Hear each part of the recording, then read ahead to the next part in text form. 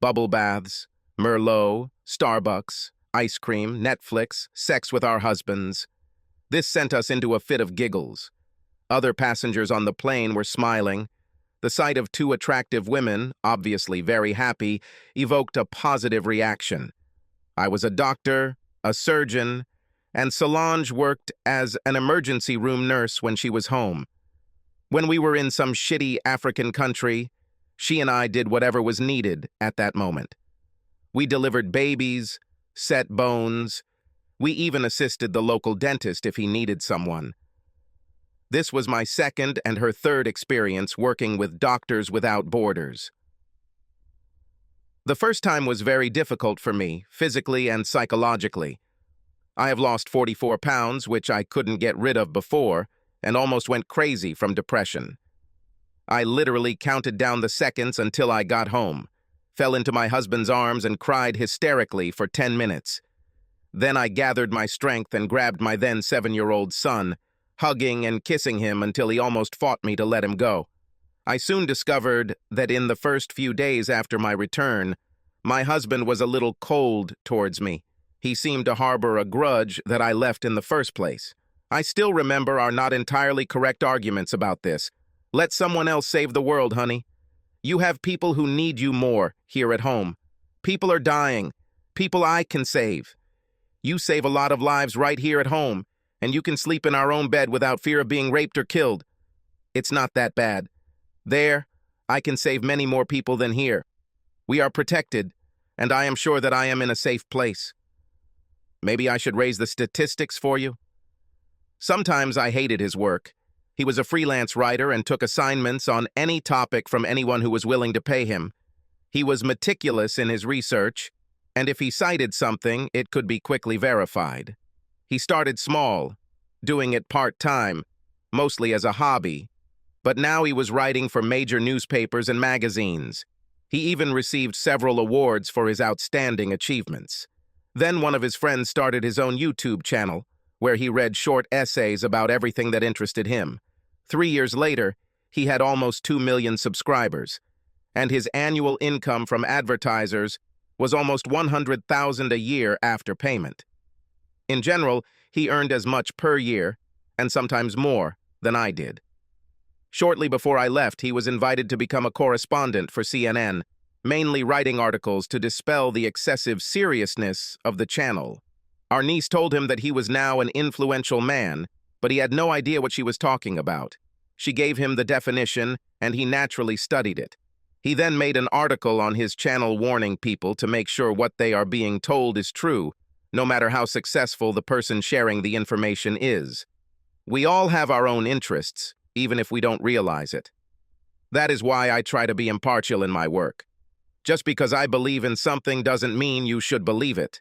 This doesn't mean I'm right or wrong. This means that you take everything with a grain of salt. Don't blindly accept anything I or anyone else says and use your own judgment. In other words, think for yourself. Unfortunately, in recent years, this habit has been weakening. 5 months passed before he agreed that I would go. Then another 3 months passed before I left. I was on an emotional high, but he was still cold. I'll be home before you know it. The incredible sadness in his eyes does not leave me today. Do you understand that nothing will ever be the same? I will no longer trust you to put your family first. I'm telling you this now, not asking you. This is the only time. If you run away from your family again, you won't have it when you return.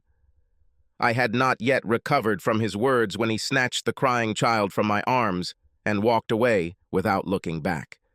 I was sent to an African country that was about as backward as you could get outside of the urban areas. My operating room was a tent that was not very securely pitched. During the summer months, the winds blew constantly, and it was no big deal when, in the midst of an operation, the corner of the tent flew up, covering everything with dust. Surprisingly, they all did not die from infections. However, we saved many people. During my work, I attended 4 births. One of them to a mother who had just reached puberty. The pregnancy resulted from rape. She lived in an insecure area, and her village was captured by rebels. All the women in the village were raped, many several times. She managed to escape when the man who attacked her lost consciousness. She stuck a knife in his throat, took everything valuable from him, including a rifle and a pistol, and ran away. They pursued her for 6 days until they reached their limit. While fleeing, she managed to shoot 2, and as soon as she was able to move, she left the child, took the rifle, and disappeared. Rumors began to circulate about an avenging angel, then about a group of angels. The rebels left the area. 3 months later, I was already climbing walls. Fear and anxiety did not go away. I first moved in with Solange, and one day I asked her why she was so calm while I was broken. I can tell you the cure. You need good sex. One of those that breaks the bed. This would probably work with single women like you. I'm married. She grinned and showed some photos on her phone. In the frame, there were a couple of little girls and a very handsome man. My husband and children. But you sleep with Jean-Luc? Yes. And if he is not available, I share the bed with Eric. Look at everyone's hand, darling. Rings are not allowed here. Symbolic, right? No one is married here. And what happens in the country stays in the country. We return to our husbands and wives and devote ourselves to them until we return again. I make sure to give my rings to my husband when I go away. And the first thing he does when I get home is put them on me. This is a comeback. And no one gets caught. One of the doctors got caught a couple of years ago. We are healthcare workers, and she forgot her birth control. There was a condom shortage at the time, and she tried different methods. But when she returned home, she was 2 months pregnant. Her husband was good at math, and the truth came out. They divorced, and the organization paid him not to make it public. The doctor was no longer allowed to serve. What about diseases? She rolled her eyes. Medical workers, remember? We get tested at least once a month, and if something pops up, we deal with it quickly. Think about it, honey. Nobody will ever know.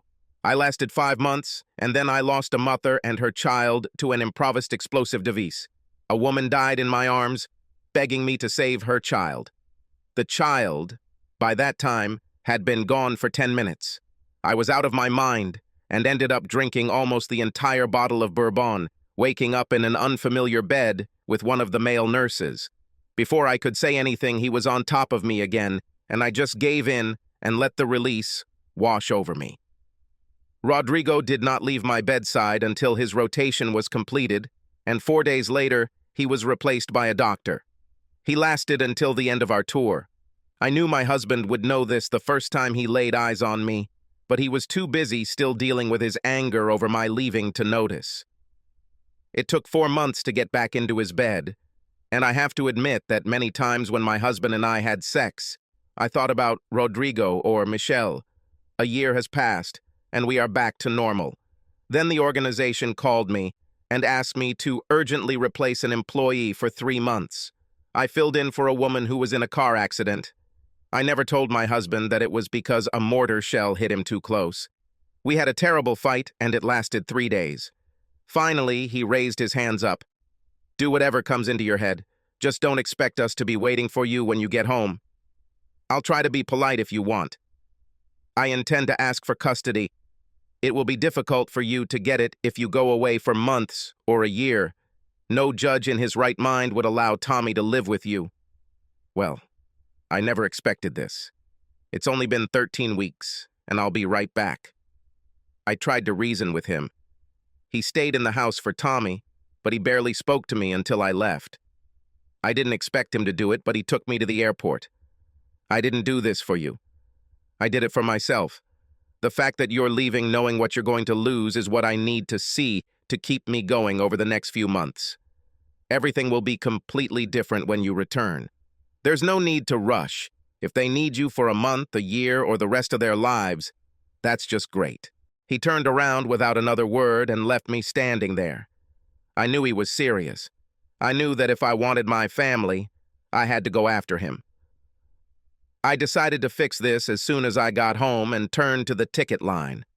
Solange greeted me with a hug when I got there. If possible, it was even more terrible than the previous place. I'm glad you're here. Don't bother unpacking. Get ready. We really need you. 40 miles from the village, there was a mortar attack, and I was amazed at the number of people who survived long enough to get to the clinic. My team worked 11 hours without a break. About half of our patients survived, which was pretty good, all things considered. 5 died on my table. After the 4th, I simply turned to the new table and started working. One of my losses was a 9-year-old girl. Her heart stopped as she cried for her mother. I was in a daze. Solange led me into the communal shower and helped me clean up. Modesty was burned out of you quite quickly. There was little time, so the shower was shared. After 3 or 4 times, spying on sex in the shower stopped being shocking. You just crossed to the other side and tried to ignore them. Then she would crawl onto the bed and hug me while I cried in my sleep. By the next week, I had already gotten the hang of it. We talked about our last rotation and our return. Solange beamed as she talked about having sex with her husband at the end and that. He's starting to get impatient, and I can't blame him. He let me do 3 tours, and I think that's it for me. How does your husband deal with this? I remember he wasn't too happy last time. He says he's going to file for divorce and seek custody, using my service here against me. I hope I can make up when I get home, but last time, it took him forever to warm up to me again. I wouldn't worry, honey. Perhaps it is his fear for your safety. He may keep you on a short leash for a while, but eventually he will forgive you and come to terms with it. But I wouldn't tempt fate. The organization appreciates everything you've done, but at the end of the day, you have to put your interests first. I hope you're right. I'm going to do my best to make it up to him when I get home, and I absolutely won't be serving another tour. It's time for someone else to save the world.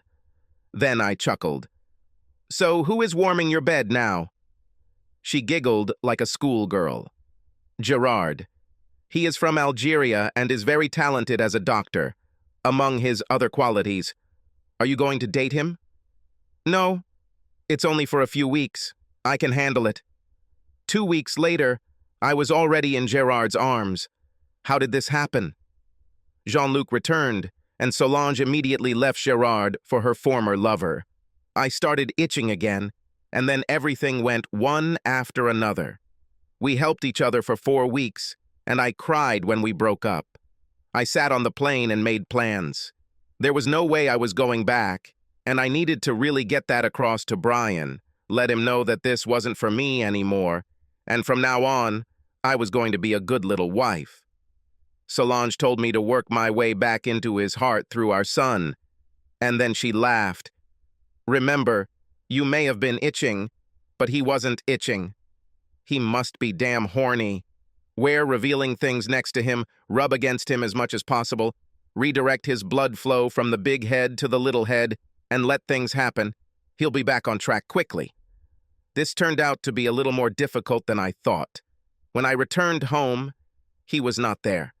My mom took our baby and said he told her this was too good an opportunity to pass up, and he would be gone for another 10 days.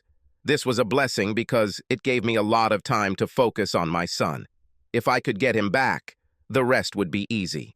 While I was making plans to save my family, I later learned that Brian was sitting in the corporate office of our organization and talking with the head psychiatrist. Thank you for your interest in our charity, Mr. Oliver. We could use any publicity we can get. After all, we are funded by donations. It seems like a worthy cause to provide services that are so needed where they are least wanted. I know you're underestimating this, but your organization has lost people over the years, and that should be on the mind of any volunteer who comes to you. This is true. This is why we conduct a complete mental health check before accepting them. Unfortunately, this is a noble cause, but it is not for the faint of heart. Some people experience breakdowns from stress, and in recent years, cases of post-traumatic stress disorder have become common. We offer them full support for as long as they need it. It sounds like you try to take good care of your employees. How many of them do more than one rotation? There are those, but we have set a limit of 4 rounds and do not encourage them. 2 is the norm. Considering everything that is happening around them, how do they cope with stress during service? It's difficult, but they offer each other support to boost their spirits and ease their fears. I have something to confess to you, Dr. Parkins. I did some research on the divorce and relationship failure rates of people who have served 2 or more terms, and it is unusually high. Would you like to share your opinion? The doctor was silent for a while. Some people do not cope well with the situations in which they find themselves and seek comfort, however misplaced, where they can find it. We are committed to helping restore any broken relationship.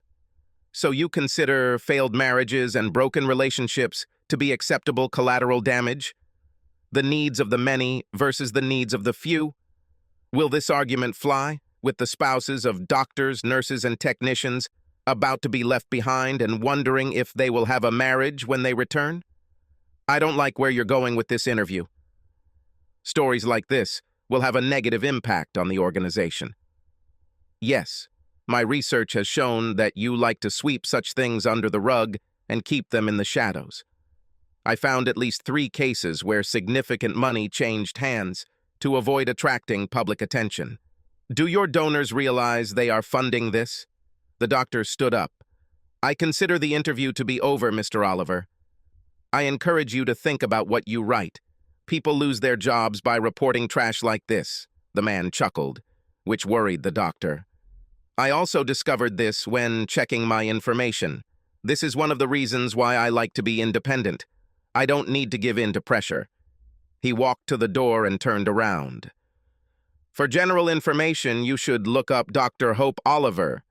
I think it has already worked for you. He turned and walked out the door. As soon as it closed, the doctor put his head in his hands. This seemed to be a personal matter for the man, and his independence meant that little pressure could be put on him. He checked out Brian Oliver, Immerse at the number of his followers. Then he remembered seeing it on CNN. The situation could quickly become dire. He called his assistant. Get me the file on Dr. Hope Oliver. She might still be somewhere in the country. If she's home, I need her contact information. This is the first priority, Benjamin. He looked at the phone for a second after his assistant hung up, took a breath, and called the CEO. I received a phone call that surprised me. This was our corporation, and the person calling occupied a very high position in the hierarchy. Dr. Oliver, we need you to come to our headquarters as soon as possible. This is very urgent. Why? Now is not the right time to leave home. My husband left on a mission, and I am now taking care of our son. In addition, I have resumed my duties at the hospital and have surgeries scheduled. And if you haven't read my dossier, you should. I will no longer serve. It was a very pleasant experience, but it's time for me to be with my family. My husband was not very supportive of my service. Your husband is exactly the reason we are calling. He was here yesterday and said some very disturbing things. Something that can greatly harm us is in the public eye. We are trying to figure this out, and it would be in your best interests to come to us. I felt like blood was flowing out of my body. Brian looked like a bloodhound. Once he caught a scent, he would pursue it to the ends of the earth if he thought it was worth it. Doctors and nurses are natural gossips, and if one of them spills the beans about something that happened overseas, it could be very, very bad for a lot of people. The first thing I did after hanging up was call Solange and tell her what the man said. I used to brag to her about what a good journalist Brian was, and we got to watch him one night in France when we were flying out while he was on CNN. Jesus Christ. This could be a disaster. My husband doesn't know how to forgive, and he will leave me in an instant. You need to contact your husband, Hope. Beg, promise him anything, just so that he doesn't do it. Think about others. Almost all of us are married. This story will probably explode on 3 continents. I called Brian a dozen times, but they all went to voicemail. He didn't respond to emails or messages, and I was at a loss. I had no idea where he was or how to convey a message to him. I rearranged my schedule, citing a family emergency because that was the most important thing to me, and flew to New York. I arrived there at 9 in the morning and immediately went to their headquarters. Dr. Parkins, who interviewed me before I joined the team, met me at the front desk and took me straight to his office. After the standard pleasantries, he moved on to the question of what I came for. Your husband seems to be a rather angry man, doctor. I'm going to ask you some tough questions that I assure you will never be discussed outside of this building, and you have to be honest if any of us want to survive this. Are you ready? I nodded, knowing what would happen next. Did you have sex with any other employee during your assignments? If yes, then with whom? Were you careful? Did you avoid making public statements? Did you talk about anything outside the organization? I named 2 of my longtime lovers and 2 more with whom I had a revelry weekend. Dr. Parkins kept a neutral expression, and I wondered what he thought of me when I finished. Thank you for your honesty. In truth, although this happens quite often, the rates are no higher than those of medical workers in everyday life. It's just that in such situations, everything is more concentrated and intense. I've probably helped dozens of people with this problem, and my advice is always the same. Do what your conscience dictates. 95% take it to their graves, and it rarely works for those who confess. He looked thoughtful for a few seconds before continuing. However, this is not an ordinary situation. From talking to your husband, I can say with reasonable certainty that he knows you went astray both times you were abroad, and he is very angry. Angry people are not prone to prudence. On the rare occasions when something remotely similar happened, we were able to contain it. In this case, this will not happen. We can put significant pressure on CNN, but we don't have the resources on his personal site. He can express himself any way he wants, and there is nothing we can do about it. This could cause us great harm. How many spouses will be as supportive as we are after the story gets out? We need these people to exist.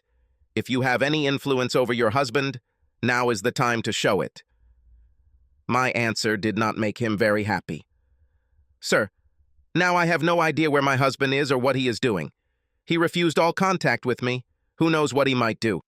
We found out about this the next day. Every newspaper in New York wrote about it and was picked up all over the world.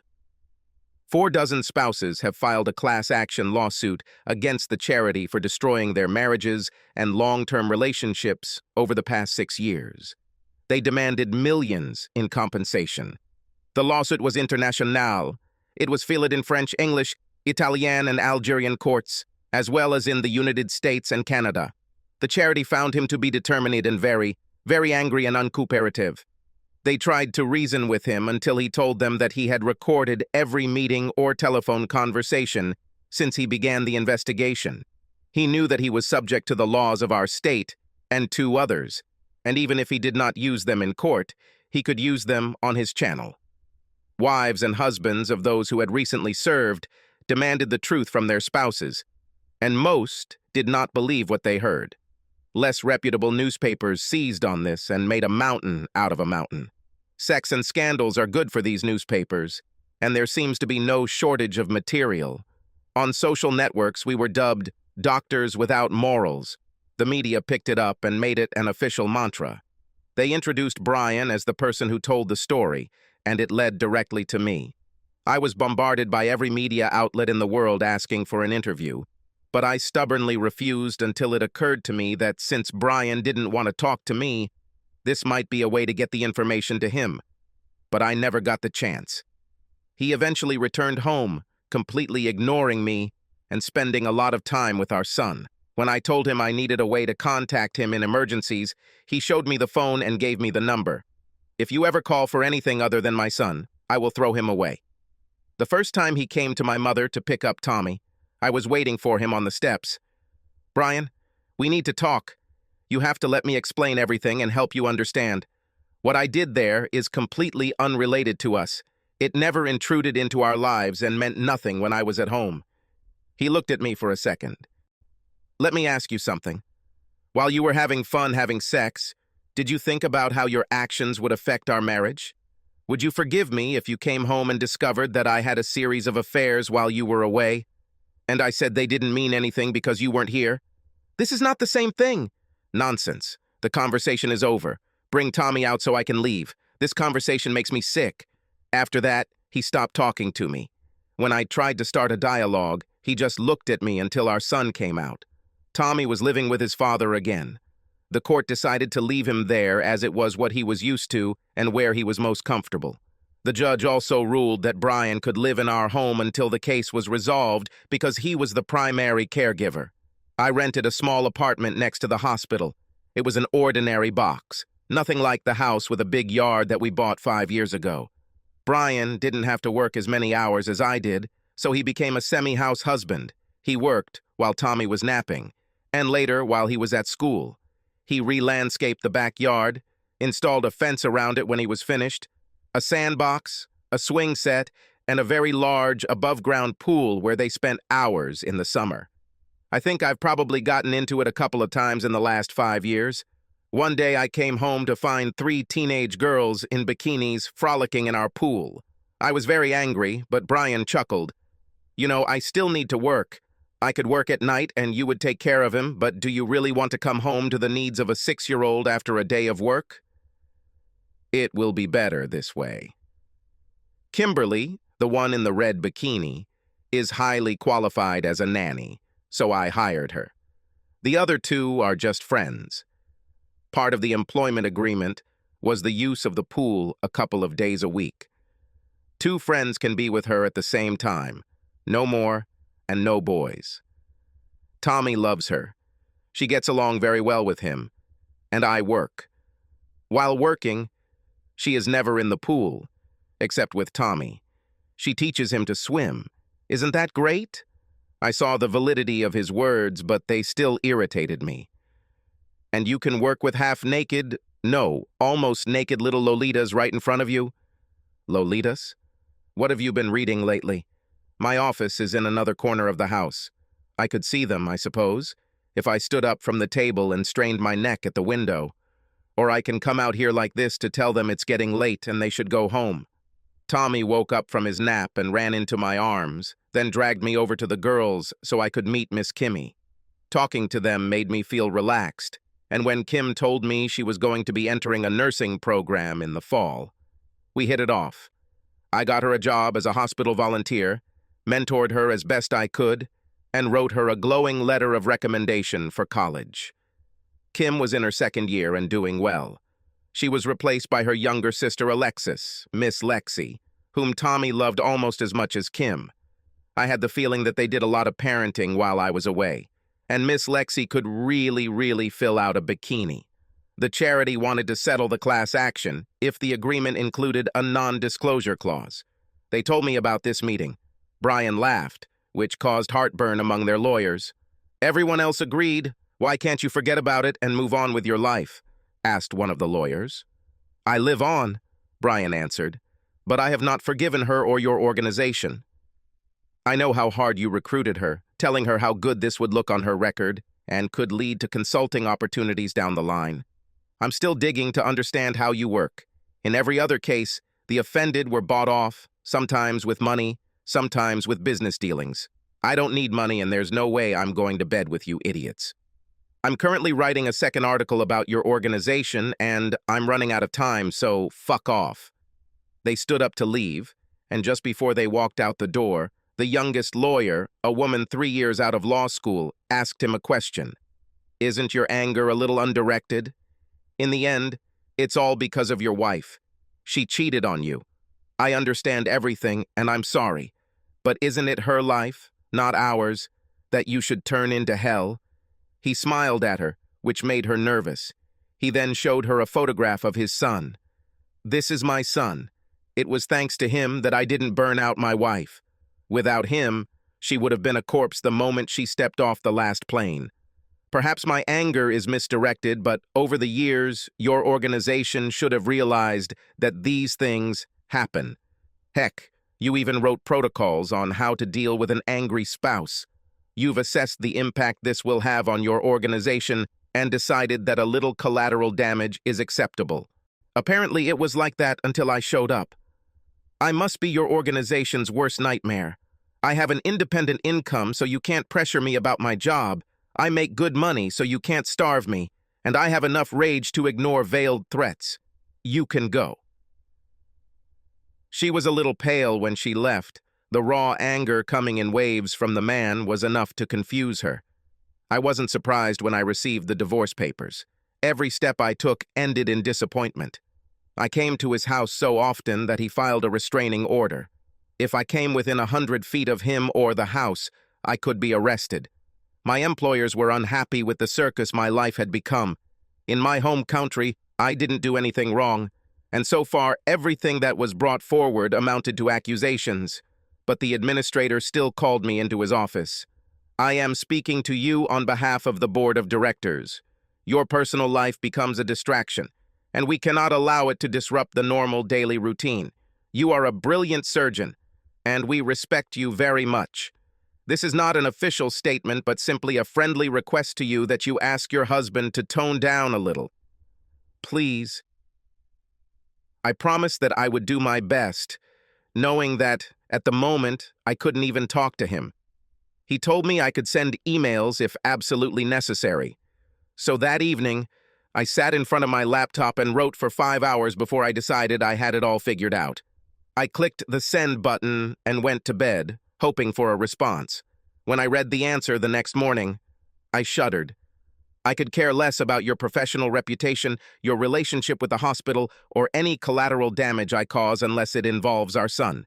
If you catch me in a lie, send me a message, and I will retract my words and give my sincere apologies. 4 nurses, 5 technicians, and 2 more doctors from your hospital were on business trips for the organization.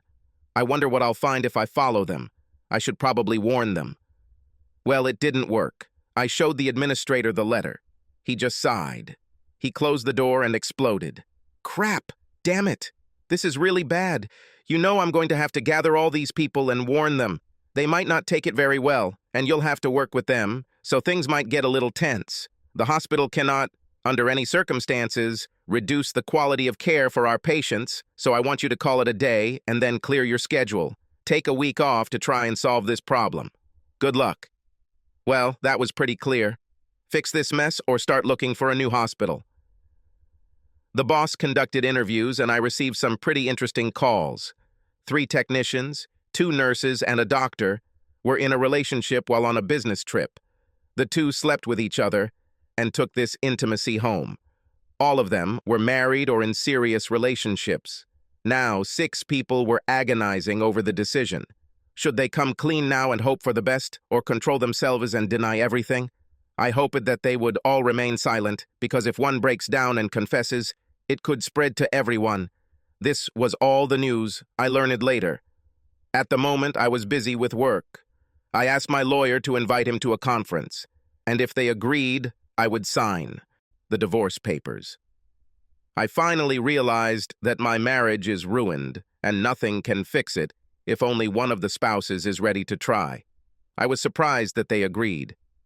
3 days before our meeting, Brian published a scathing essay about doctors and the God complex.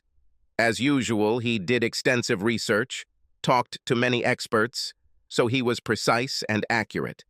One famous psychologist said that, to one degree or another, it exists in almost all successful people, regardless of their field of activity, if they have risen high enough. But in the medical profession, it is more pronounced because it is often a matter of life or death. He talked about the feeling of superiority that it sometimes creates, and it got me thinking. I learned a lot about my behavior in this essay. Have I really become that arrogant? Did I think that my calling and position allowed me to believe that the usual rules did not apply to me? Have I isolated my life to the point where I justify my behavior? The short answer is yes, yes, and yes. I was depressed when I was on these missions, but I could be faithful if I wanted to, or I could just stay home. Instead, I reasoned that what I was doing was just stress relief and wouldn't affect my marriage, that I deserved it if it kept me sane, and that what happened in the field stayed in the field. I thought about it a lot and realized that I miss casual sex, the thrill of a new partner, and I would probably cheat again here at home if I felt safe and had the opportunity. It was a sobering assessment. The meeting went surprisingly well. There were a few minor issues that needed to be resolved, but they were resolved quickly. Brian will have primary care for our son, which has already been the case since his birth, but I will have free visitation rights. Our incomes were pretty close, so there would be no alimony on either side. And instead of alimony, I would provide for the college fund by regularly depositing money into an account that Brian would open. In general, everything was very fair. Brian wanted to take the house, but instead of selling him my half, I signed a contract telling him to put what he would have paid me into a college fund.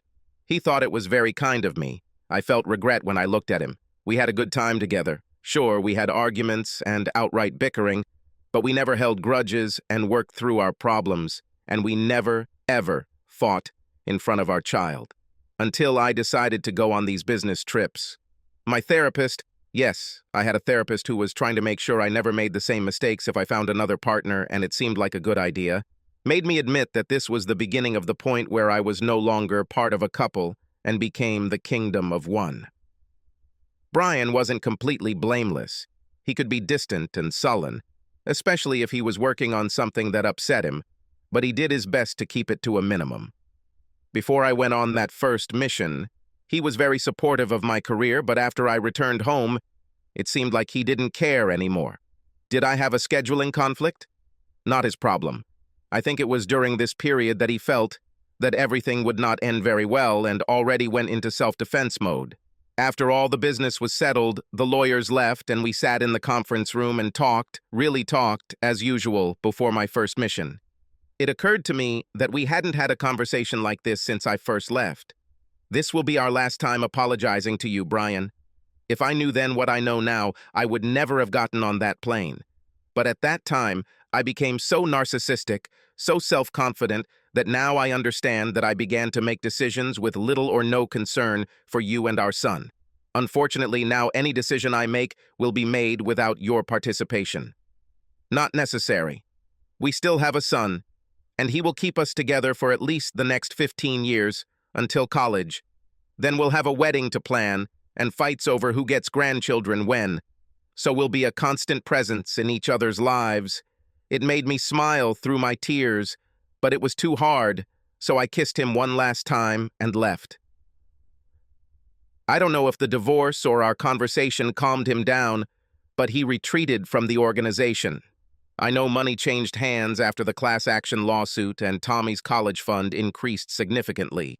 The pressure became too much and I changed hospitals, going across town to our biggest competitor. Management did everything right, but I know they were relieved that I left. All the people on previous deployments had problems with their marriages, but fortunately there was only one divorce, although some of their remaining relationships are on fragile ground. I haven't gone on a date for almost a year. Even when I started dating, I was very cautious and didn't get into a serious relationship for another year. Everything collapsed when I found out that my partner did not want children and could not be around them. Another 18 months passed, and I found my love. He was also a doctor, a pediatrician, and he loved children. We took our time. Both were bred, and they were still fresh enough to make us tread carefully. In a way, it was good because we really got to know each other before getting into a serious relationship. Brian also remained single, although he was dating a producer through his work at CNN, and it looked like a serious relationship. Tommy liked her, and she had 2 adorable little girls who followed him around like puppies when they were around each other. The television company put pressure on him to devote himself entirely to them. He didn't like the idea, and I knew that if they didn't back down, he would leave the network when his contract ended in 4 months. MSNBC and Fox have already sent offers, so he won't be on the air for long. One afternoon, I was driving through the area and decided to stop by to see if Tommy wanted to go to the ice cream parlor with me. It was a private little shop, and they made all their ice cream themselves. There were not 50 flavors, but about a dozen, and they changed them depending on the season, using local fruit when they could get it. It was peach season, and this was my favorite. They sold it by the quart, and when I knew I was going to be there, I would take a little ice chest with me and buy 3 or 4 of them for the house. I almost didn't stop when I saw the car in the driveway, but I was already honking and Tommy saw me. He jumped off the porch, grinning, and his 2 shadows followed him. Brian and Alicia sat in the swing and waved their arms. I leaned over and hugged him. Then, the tiny 4-year-old reached out her arms to me. I could have retreated, but I grinned and grabbed her and her 6-year-old sister at the same time and hugged them. When I did this, the baby remained in my arms, and I carried her with me. A smirk appeared on Brian's face, and her mother didn't know what to say. "Hello, I'm Sarah. Let's make a deal. I'll trade you a 10-year-old boy, slightly used, for these cuties. Perhaps I can even be persuaded to buy a pony." The woman grinned in response. "Pony? You say?" "Let me think about it. Martha, but everyone calls me Marty. Sarah, I can't say what they call me in mixed company, but it rhymes with witch." Then Sarah. I turned and hugged Tommy. "It's time for me to go, honey." I was just passing by and thought about going out for ice cream. "But I see you're busy.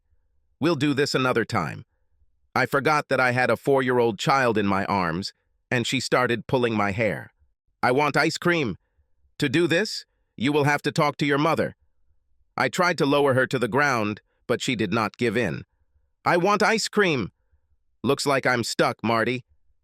Would you like to go get some ice cream? It's right down the street, and they have the best homemade food you can taste. It's peach season right now, and it's my favorite. Am I giving you a treat?" She chuckled and stood up, giving Brian a small peck on the cheek. "I'll be back in about 45 minutes. Why don't you get everything ready for the grill?" We decided to walk. The image of Brian with his mouth open made me grin as we walked towards the store. Taylor refused to go, and I forgot how hard it is to carry a small child in your arms. We told them to behave or they would get nothing, and they complied. Taylor changed her mind 3 times before settling on blueberry. Alice looked at the choice with a seriousness that would put other 6-year-olds to shame and decided on a banana. I took the peach one, and Marty, after the restaurant worker gave her a taste, also took the peach one. Tommy knew all the flavors and chose vanilla. The girls tried what the others had and decided that the peach was very tasty, and next time they would take it. They remained surprisingly neat and clean under the circumstances, and they were a happy group of children heading back. Marty took Taylor, although she was fussing, so Alice clung to my hand. We arrived, and I told them it was time for me to go. I received little sticky kisses and big hugs from my son, and walked away, smiling. Marty would be good for Brian, and he always wanted more children. It looked like he was changing his place of residence. Marty called me out of the blue and asked me to have lunch. I had to think for a minute, knowing she wanted to talk about Brian. Then I made a decision. "Can you come to the hospital around noon? We'll have to use the cafeteria, but they have surprisingly good food." "It will be wonderful. Is midday okay?" "See you here." Marty was much smaller than me, but she had the confident demeanor of someone who had achieved success in her field.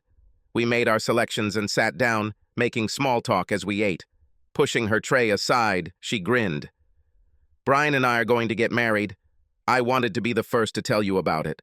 I don't mean to gloat. Your past is your past and has nothing to do with me, but you, through Tommy, are still a big part of his life. I just thought it would be better if we met face to face. If you don't mind, would you mind telling me what went wrong in your marriage?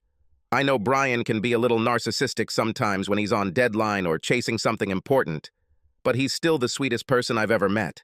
Now, enjoying years of therapy, I was able to be honest. Basically, in my mind, I became a little more important than Brian. Oh, I knew he was great at what he did, but I was a doctor.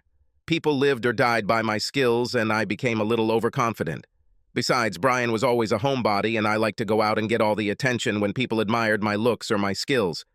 I started making unilateral decisions, thinking that I was much better than him at making family decisions. In the end, these were not family decisions, but what Sarah wanted decisions. I made a lot of bad decisions. Dr. International was just the straw that broke the camel's back, but even when he told me that he would divorce me if I left again, I was confident that I could get him back before that happened. You know how it turned out. Would I have changed anything at the time if I had known what I know now? Perhaps, but it would be short-lived. I ended up leaving, knowing the consequences, having sex with 2 partners while I was away from home, and then expecting everything to be fine when I got home. It was a shock and an eye-opener when this turned out not to be the case. I know that this, to a large extent destroyed my view of myself as a person rising above the limitations of society. In the end, I had to change jobs.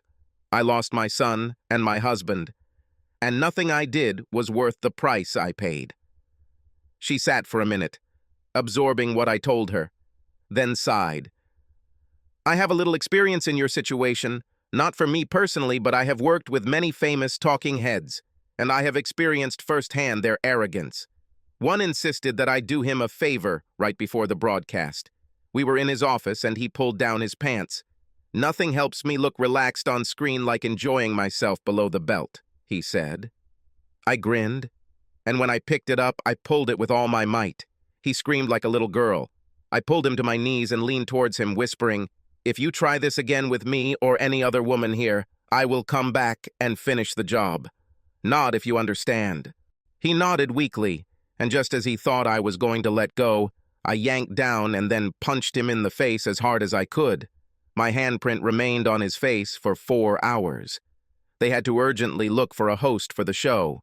Upper management threatened me, but I recorded the conversation and short footage of the incident and told them that if this had any negative impact on my career, I would sell the story to their biggest competitor. After 6 months, they decided not to renew his contract. She looked down at her manicure and then looked up and grinned. As you can see, I know very well what a God complex is. Moreover, I know how to avoid people who have it and how to deal with those with whom I come into contact. I'm glad that you realized the mistake of your behavior, and I'm sorry that you got divorced, but I'm glad that as a result, I got the man of my dreams. Does it make sense? This is true. I told my new man about this conversation that evening while we were cooking dinner together. It was kind of our thing. If one of us arrived much earlier than the other, we would do it alone, but we didn't really like it. We used this time to relax, talk about our day, and let the stress of our professional lives dissipate. This left time for important things like snuggling while watching movies, snuggling while listening to music, and when it came to messing around, just snuggling. My relationship with my pediatrician ended disastrously after I found out that he loved children too much. This happened when my laptop broke, and I used his laptop to send an important email about a proposed surgery. I saw a folder labeled Sarah and opened it, thinking it would contain explicit photos of me. There were many photographs, but in most of them, I was naked. Sometimes I slept, but mostly there were pictures of us making love. He had cameras, 3, I later learned, to achieve the perfect combination for his collection, recording our most intimate moments. There were also many pictures of me in the shower and even in the toilet. I was really disgusted, so I searched some more and came across a file labeled Candyland. I took the laptop straight to the nearest police station. I asked 2 detectives, one male and one female, to look at the file. They watched for about 30 seconds, then closed it and pulled the district attorney away from his dinner. He listened, then gave instructions. I had to take the laptop to our house while they got the warrant. Then I had to call and tell them what I had found out so that an investigation could begin. I called them on the way back. When I returned, he was already pacing the floor. He saw his laptop in my hands, instantly realized that I had seen everything, and punched me in the nose with such force that it broke and I lost consciousness. As I was falling, I heard the doorbell ring. He ran out the back door, laptop in hand, straight towards 2 police officers. 2 huge policemen, both married and with children. They appeared to believe he was resisting arrest and subdued him, resulting in several deep bruises and stun gun burns. When the trial ended, he received 15 years. They found a fragment where he seduced one of his patients. Her parents sued him for everything he had, and he went to prison, broke. People like him traditionally fare poorly in prison, and he was no exception to the rule. I had to go back to my therapist, and she helped me realize that I couldn't have known about it. He never talked about being attracted to children, other than to say that he would someday like to be the father of a couple. When he said that, it gave me hope, but now I look back and feel sad. He was quite successful, Sarah, and hid it for years. Everyone was shocked when the story came out. Think of how many children you may have saved and consider it fate or God to take your hand and direct you to this computer. And remember, dear, there are many good men in the world. One day, one of them will find you. I'm sure about it. I had a good man, I thought, and I ruined everything. Maybe I'm destined to be single, as atonement for my misdeeds. 9 months later, I met Jeremiah. He was tall, broad-shouldered, with a killer smile and the most tender ease I had ever looked into. He had gray at his temples and beard, but the muscles visible under his shirt belied the color of his hair.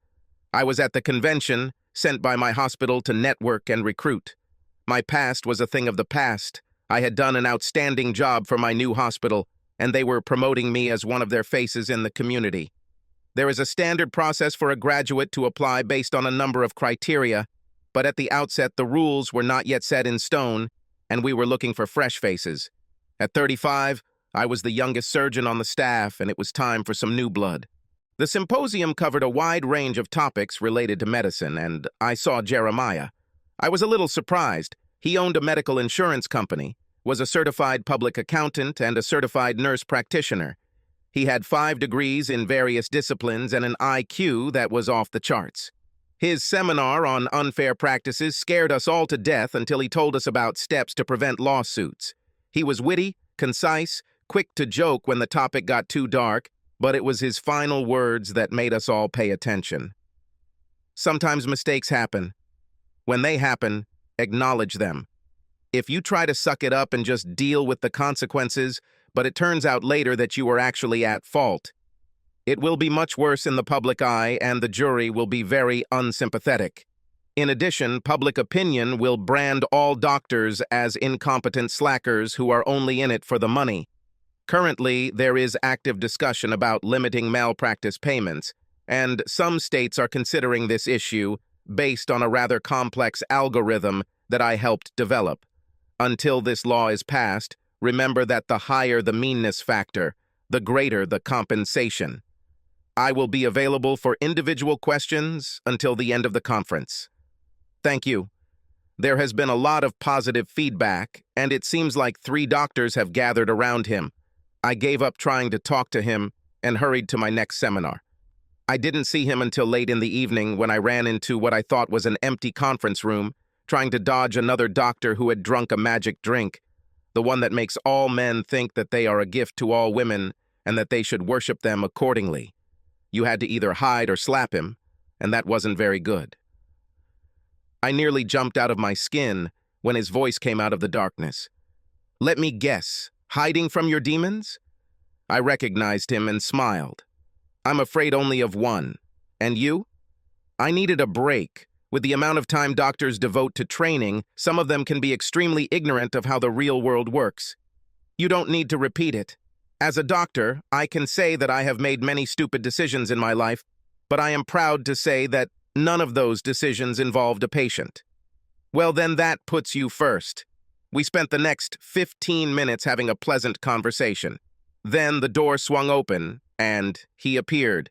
Dr. Miracle Dick. Where are you? And what are you doing? Well, I was going to have hot sex with this guy, but you barged in and ruined everything. Go away, I've almost reached the most interesting part. He swayed slightly as his alcohol-soaked brain tried to comprehend what I had said. He was about to leave when Jeremiah stood up, towering over him. Leave if you don't want to look.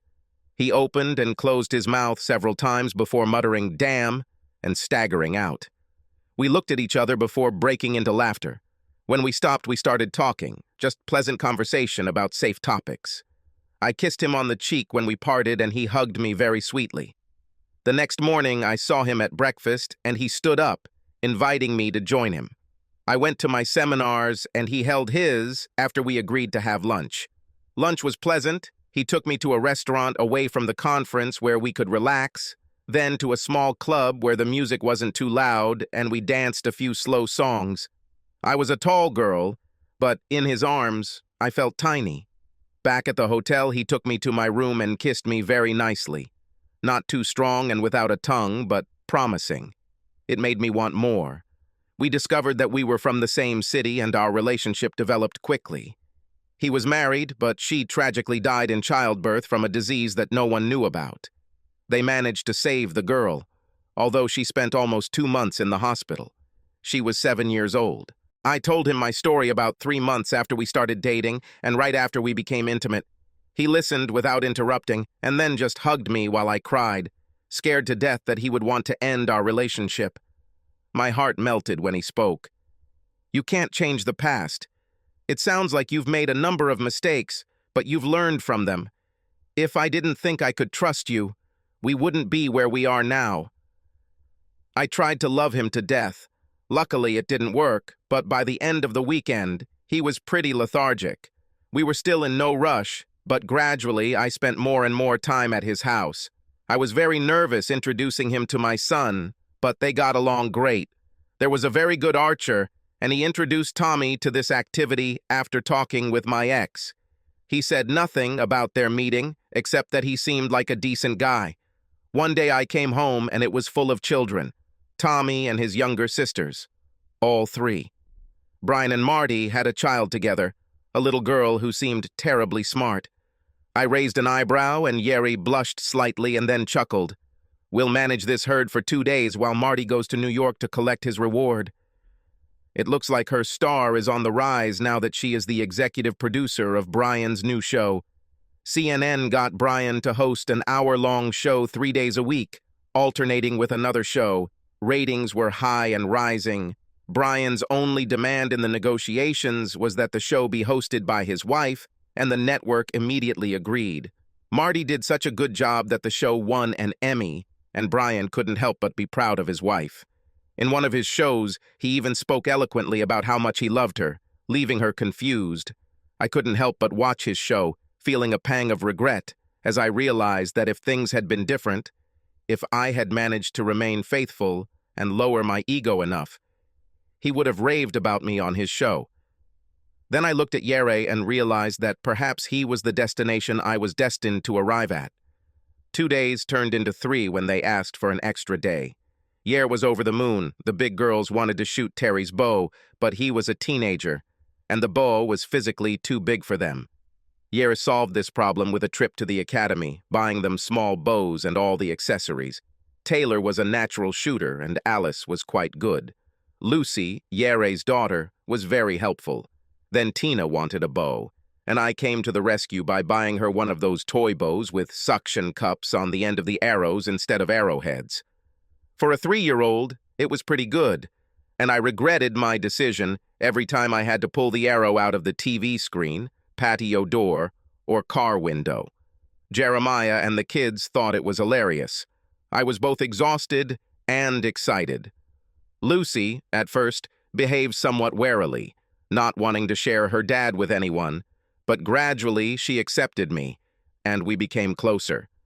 I gave her all the love I couldn't give my son, and she thrived.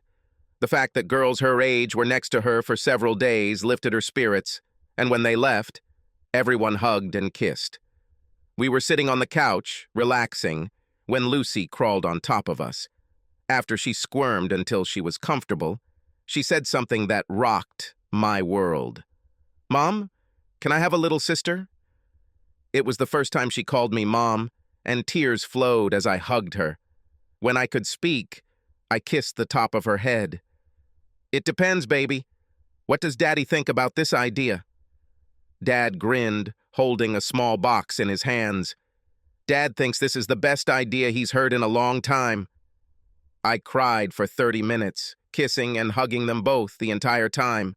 I had wanted a baby for a long time. Willpower won out, and 2 weeks before my 38th birthday, I gave birth to an 8-pound baby boy. The waiting room was filled to capacity. I was a beloved doctor, and the nurses were constantly fussing over me. I wasn't surprised to see Brian, Marty, and their brood. I was surprised to see his mother. She went out of state for a while, and I didn't know she was back. I couldn't hold back my tears when she asked me to hold her new granddaughter. Soon, he and Jeremiah's mother were already sitting in an embrace, planning the future of all the children gathered. Lucy made sure that she was the first to hold her brother in her arms after her parents. She was a little disappointed that he was a boy, but as soon as she looked at his face, she immediately accepted it. When he was 5 and she was 13, if he was naughty, she would take him in her arms and shower him with kisses. Soon he was giggling and trying to wipe them off as quickly as she planted them. One of the largest photographs on her nightstand is the one in which she holds her brother for the first time. I was 53. I was the chief physician of the surgical department. Knowing that in a few years my arms would give out, I planned my retirement. I was a mother figure to young doctors and nurses, and they often trusted me. One of the most beautiful nurses turned to me for advice.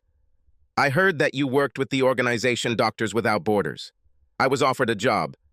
Do you have any advice?" I didn't embellish. I talked about my experience and what it cost me. She recently got married, and I asked if her husband agreed. "He doesn't know yet."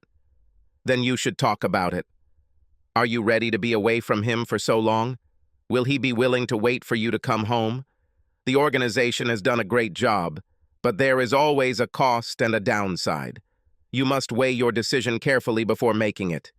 In the end, she didn't go, but one person went instead. Before leaving, she broke up with her boyfriend, and by the time she returned, he was engaged, which dashed all her hopes of reconciliation. We thought she did it on purpose in case she decided to have a couple of flings while she was away, and never once did we think he would replace her so quickly. She was pretty depressed for about 4 months, and when she was offered another assignment, she turned it down. Tommy graduated with a master's degree in journalism and got a job as a production assistant at Fox. Lucy was a junior in the pre-medication program. Alice is in the same program, and they live in the same room. Taylor is a senior and has a full scholarship to play volleyball. Tina is a freshman in high school and seems to specialize in boys.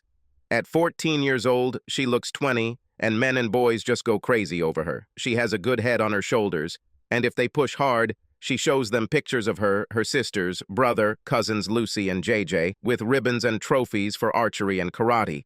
Tommy was an alternate on the Olympic team last year, and JJ, at 15, was already a second Dan black belt.